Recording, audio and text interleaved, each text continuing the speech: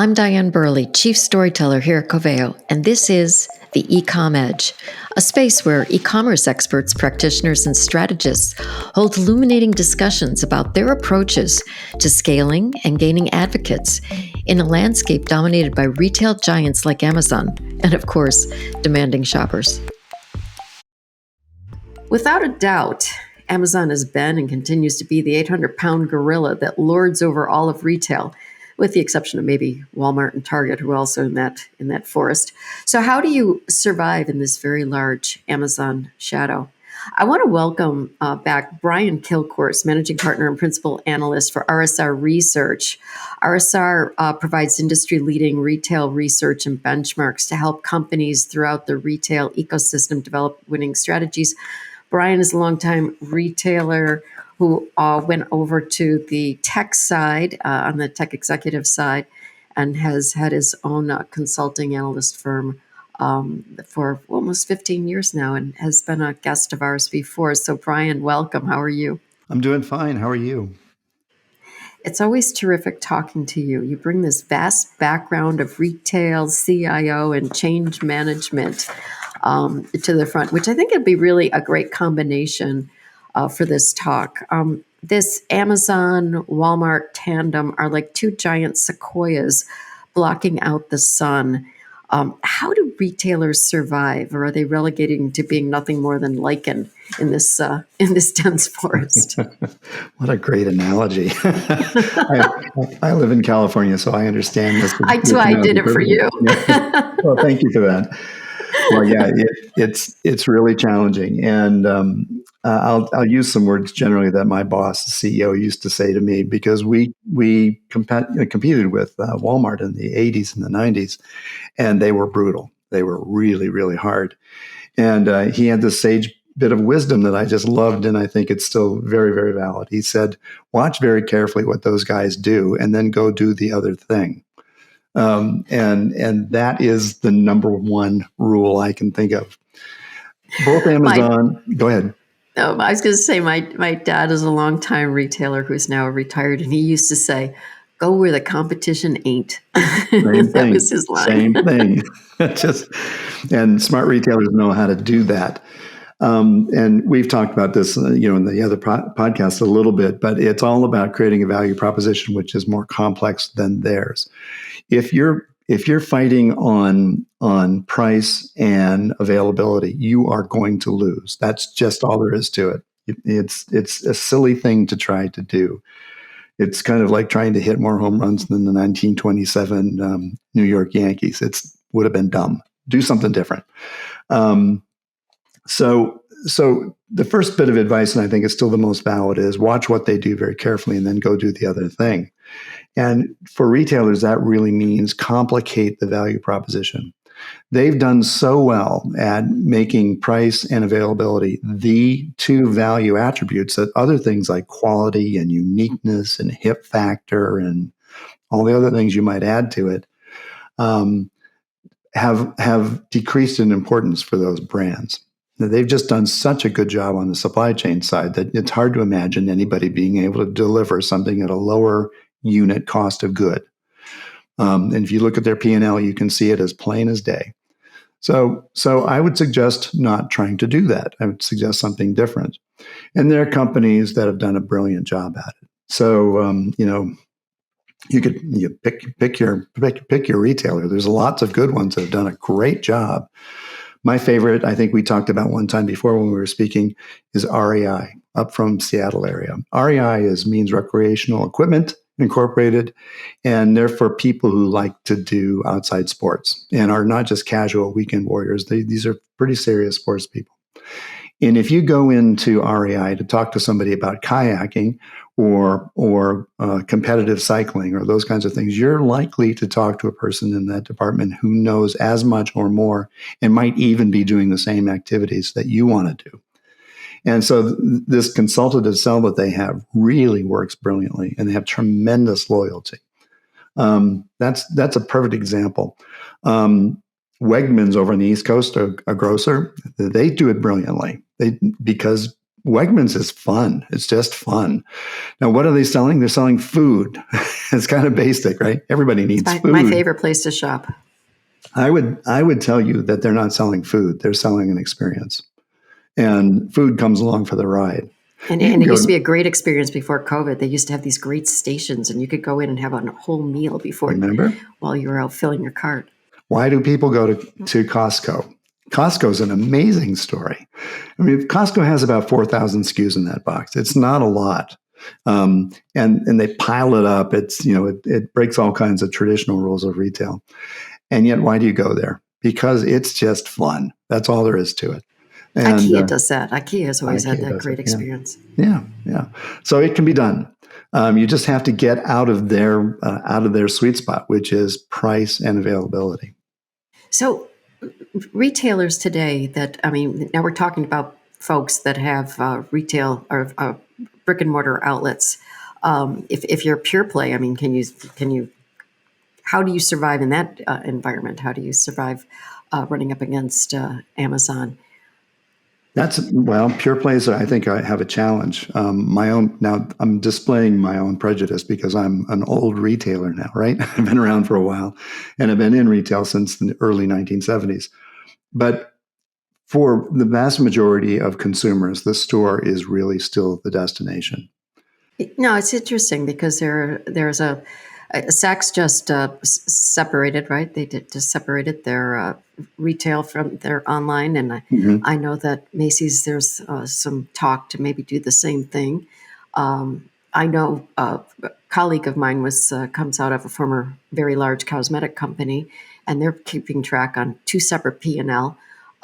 So I don't know if the CEOs of these places or the investors or stockholders have gotten the same research, have access to the same research you do, but there's a movement going in a different direction, and they don't see the wisdom that you do. I don't think that's a good move, but I know why it's driven that way. When you get on the morning to the morning squawk box on television, CNBC, and you listen to Jim Cramer, what do they talk about? They talk about same store sales. So they're still stuck in this paradigm, a channel specific paradigm, and they're not taking a look at how consumers really shop. Mm-hmm. Now, back to your question about pure plays. One of the things that pure plays can do is they can partner with landed retailers to bring their value to a physical place, and that's an easy thing to do. Some companies do it really brilliantly. Sephora has done it with JCPenney's. Mm-hmm. JCPenney's had a world of problems. And they put a Sephora box inside of it, and they make the brand available there, and it increases the value for JCPenney certainly, and it also creates a great opportunity for Sephora to interact personally with their customers. The funny thing about that is this is not all that new. Department stores have done this for over 100 years. I think about this. I was laughing with you on a prep call we had about this. About my wife and daughters all like Bobbi Brown cosmetics. And the reason I know they like it is because I end up paying for it. It just amazes me. Even though both daughters have husbands that are more than capable of paying for their Bobbi Brown. And Bobbi Brown has a section in the Nordstrom store, the nearby Nordstrom store. That's a delightful experience. And we still go there, even though it's the same stuff all the time. I mean, the women in my family don't change their fragrances or the colors or those kinds of things all that often. And in fact, we also get on to the web and we replenish their stuff every year for Christmas. This is something I hope they don't hear this until after Christmas, but we're doing this again, as we do every year. Now, the interesting thing is we have a choice. Do we get onto the Bobbi Brown website or do we get onto the Nordstrom's website? And we're loyal to Nordstrom, so we get onto the Nordstrom website.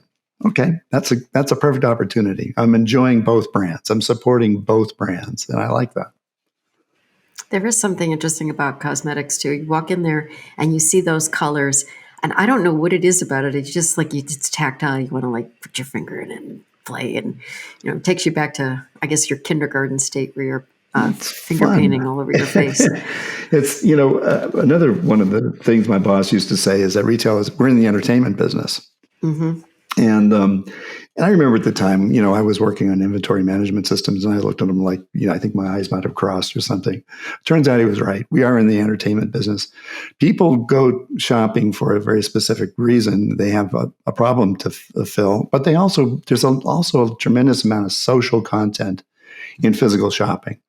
You may go with your friends. You may go with your family. You may see what other people are flocking to. So, for example, in the Wegmans that you talked about, all the people lined up to get the samples. And I bet you're like me, you knew which table had the most people, and you wanted to try whatever they were eating. So there's a lot of social content. It's wonderful stuff. The point is, and this is the important point for your listeners perhaps, is how do we entertain ourselves in today's world? Mm-hmm. Well, in today's world, we do it with iPads and iPhones and mobile devices, a lot of digital content. And so retailers have to understand that to be viable in the physical space, they have to bring the digital into it. They have to do that.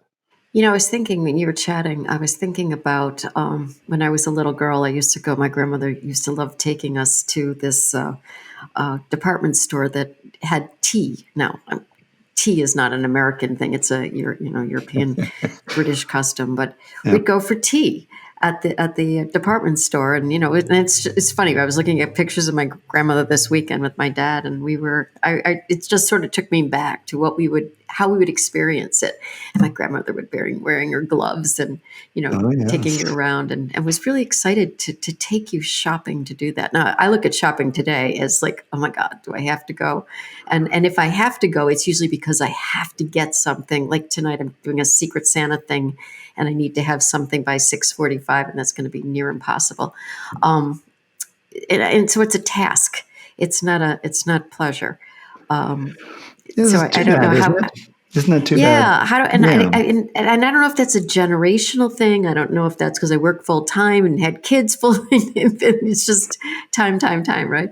So you're time crunched. Well, I think retailers only have themselves to blame for that particular problem. They've screwed down the expense side of the business to such an extent that it really is a chore. And it's probably not uncommon for you to walk into a store and discover that you know more about the products and the price point and the affinities and all the rest of it than the person standing in the aisle does. So the retailers really need to be accountable for that. They've done this, and they've been working on it since World War II. Yeah, and you mentioned our pre-talk, which lasted for quite some time. We could have probably cut 5 episodes out of that. But the idea that when you went to Home Depot, there were people that were very expert at what they did. They give great advice.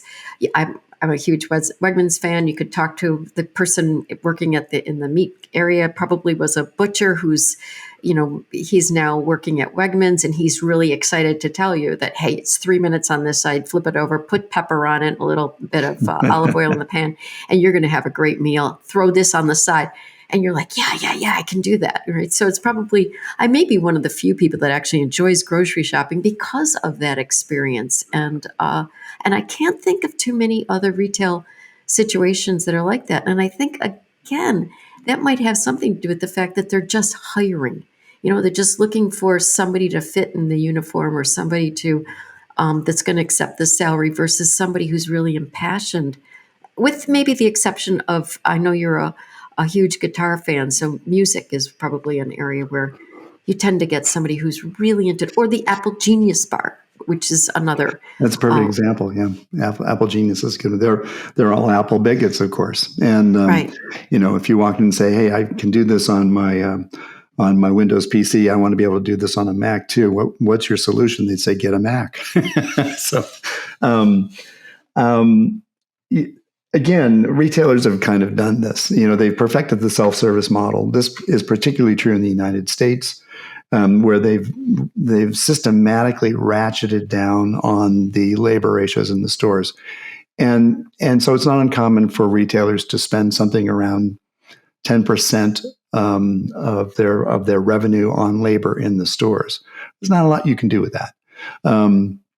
When you think about their margins, you can understand why they might have done that. But you don't have a lot of room to move. The point is that consumers come in, they're loaded with information. They understand a lot about your brand. You have to assume that. They're not coming in empty vessels.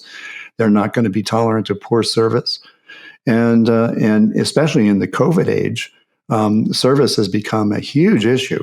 So cutting corners on service. Again, I'll use my grocer, and I won't name them because I don't want to get on the wrong side of my local grocer. But they have the people picking orders, and they have labor in the aisle. So what have they done? They've gotten rid of baggers at the front end, and so it's not unusual to find rows of customers waiting to be checked out at that particular grocery store, going all the way to the middle aisle. Now that's outrageous. That should never be tolerated. And consumers, when they're trying to get out of the store, they want to get out of the store in the best and most efficient way. They've already done with their shop, at least mentally or emotionally. But that's just with the checkout. The other part is that people come in and they're looking for very specific things. My very first retail job when I was in college was at a high-end women's clothing store. And one of the things they used to tell us all the time was sell the collection. So if a woman came in looking for a blouse, we sold the blouse and the scarf. We always were selling the collection. That meant we had to understand what went together. Now, I don't know whether I was good or bad at it. All I know is that's where I met my wife. But it was something that stuck with me forever. Sell the collection. That completed your ensemble, right? It completed my ensemble. So retailers have got to get back to, I've jokingly called it the old haberdashery model, but with a twist. And the twist is scale, and the scale is enabled by technology. And you have to assume that consumers already know to a pretty fine degree what they want and what they're willing to pay for it. And you have to meet those criteria. I have a funny story. My son is 23, just graduated from college a year ago, and has his first job with a financial firm. So he was out buying suits and was living at home. Finally was able to move out of the house last month. And he goes to the store and he buys, and he had a great sales guy, older gentleman that knew everything that goes with whatever. And he laid everything out. He had all the shirts lined out with the ties, and he laid it out in such a way, and he told him, take a picture. See, you bridge the gap, right? So you've shown your expertise, and now you've given them something that they can take with them that's going to be actionable. He doesn't have to call his mother up and say, what goes with this shirt? He can figure it out himself. There's a lot of ways to do this. And one of the ways is to build some community around your brand. I was thinking about other examples. You asked me for examples. One of the things that we had some interactions with an organization, a trade organization, for people who sell independent baby care products, diapers. Okay. This is what they're selling, diapers and powder and things like that. And there's a big movement in that industry towards natural diapers, diaper services. Well, one of the things that this trade organization was encouraging the people to do was to set up, after hours meetings on a variety of subjects. Basically, how to take care of your baby, how to feed them effectively, how to teach them, how to get them ready for preschool, all kinds of things. There's a million topics that are interesting. So what do they have to do in order to do that? All they have to do is open a door and turn on a light. That's what they have to do. It's not very complicated. Well, Pure Place can do some of that with content and video and so on. So, that might be a way to create experience around your brand in a digital only world. That's right. And it's possible. Content, or community is developed in a number of ways. Community is really, really important. And it's a value add that Amazon and Walmart are not trying to duplicate because it's... Go ahead. And yet, what is the strategy with retailers and Amazon? It's this, is it friend or foe or frenemy? What is the relationship if they're going to survive in these shadows? Well, we're doing a study for your company, and one of the things we've discovered is that retailers are making their assortment fully available on Amazon, and they expect to do more of that. And overperformers that we call winners are doing more of that than average and underperformers. So without being crude, they're kind of dancing with the devil, aren't they? Because Amazon is a major, major competitor. Competition is good. It's wonderful. It does good things for the market, but you got to be careful what you're doing. And when you do that, you're not playing the other thing. You're not doing the other thing. You're doing what they do, and they do it brilliantly.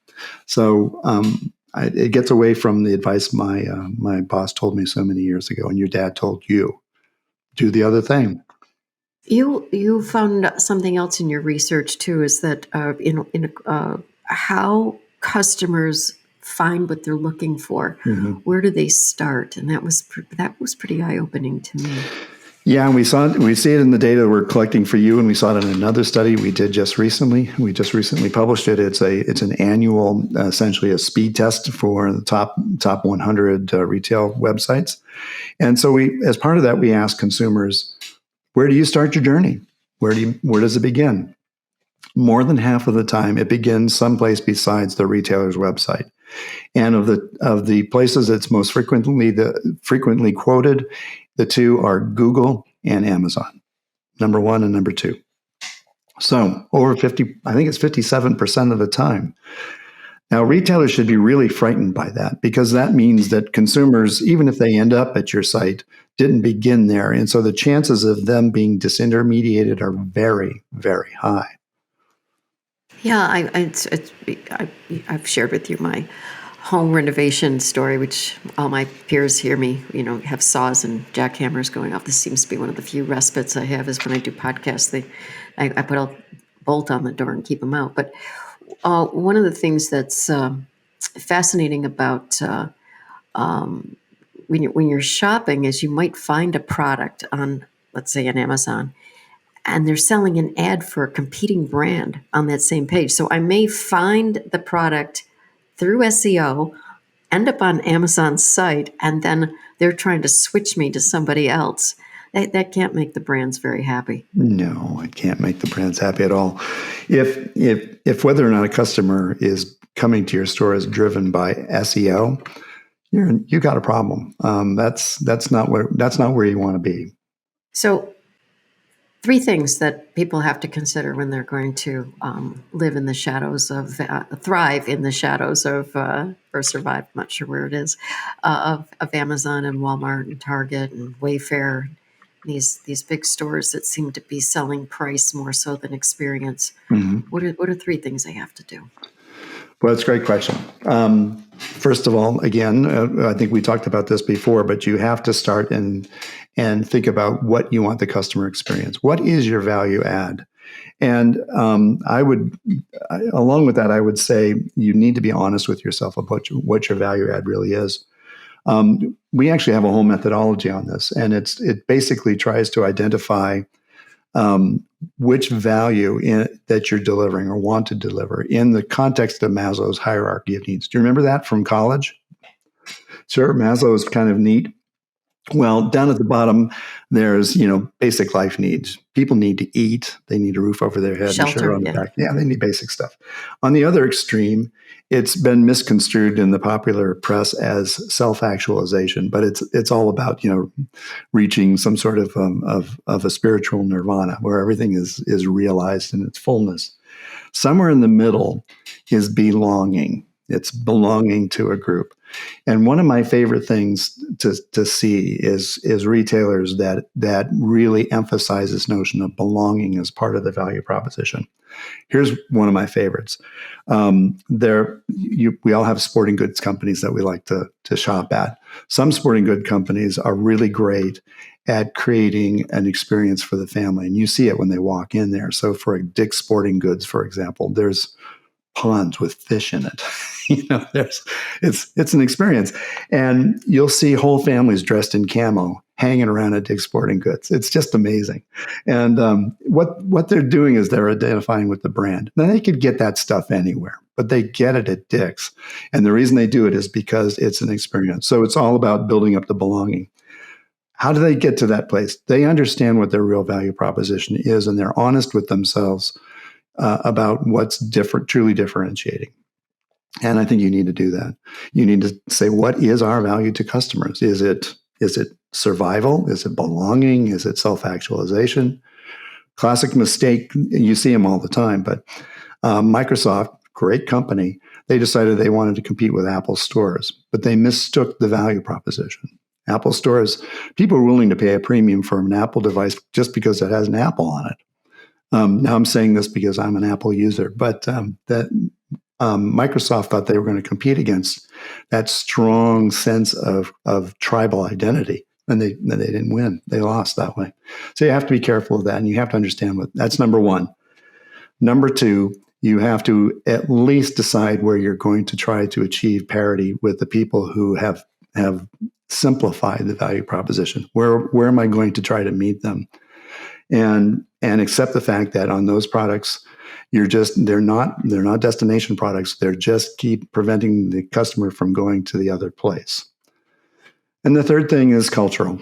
You have to start aligning your people and your processes to support the values that are differentiating, and not be so focused on those things that are non-differentiating.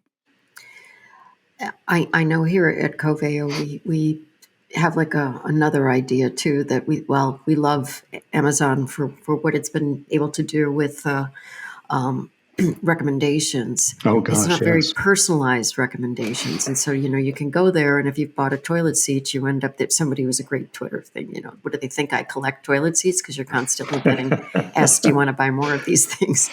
Versus if you've bought that, maybe you want a brush, or maybe you want something else associated with it. An affinity. There's an affinity, yeah. Right. So, that's something that we're focused on, and we do a lot of research on ourselves with artificial intelligence and data modeling, is looking at how can we create personalized recommendations to go with what you've already been purchasing and what you're looking at in the session. So sort of taking it to that next level.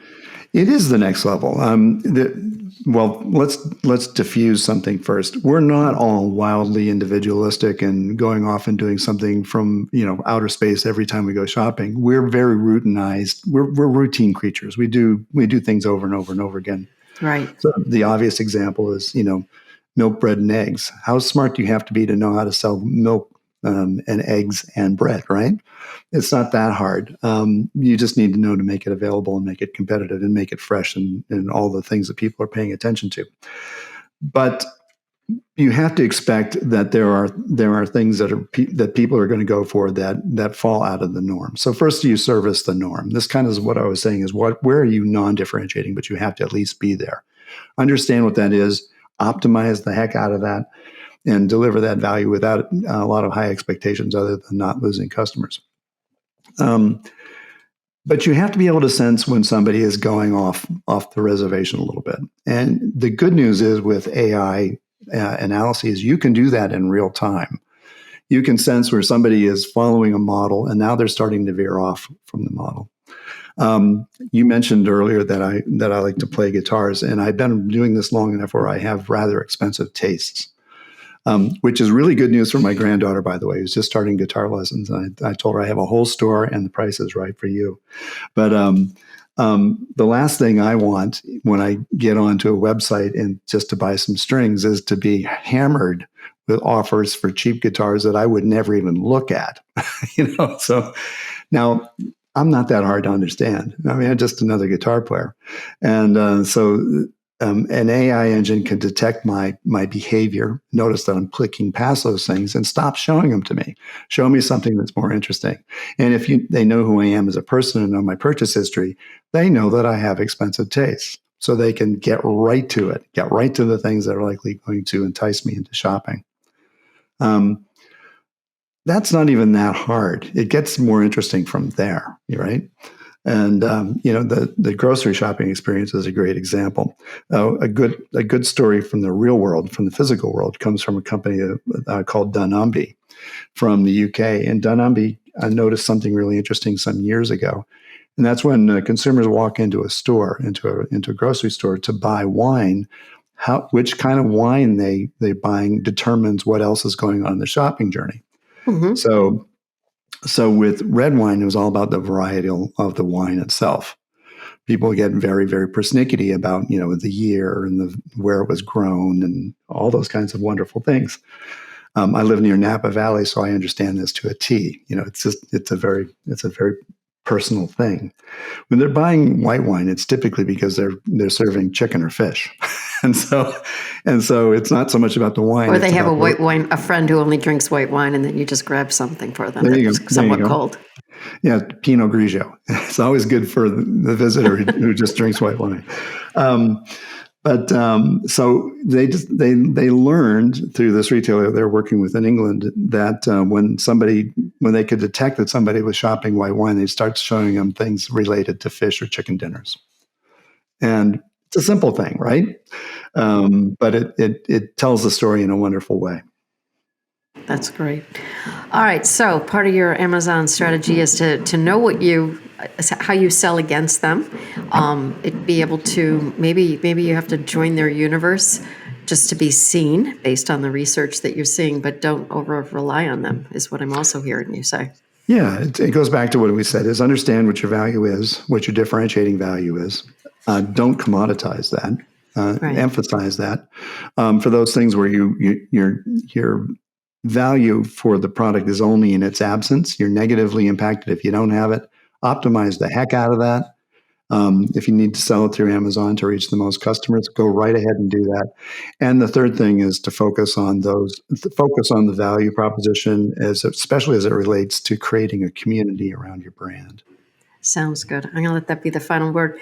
I want to thank you very much for joining us again. And I look forward to seeing this research that comes out in about a week, I think. So pretty soon. Thank you for listening. To hear more, subscribe to the Ecom Edge podcast today. Listen to us wherever you get your podcasts.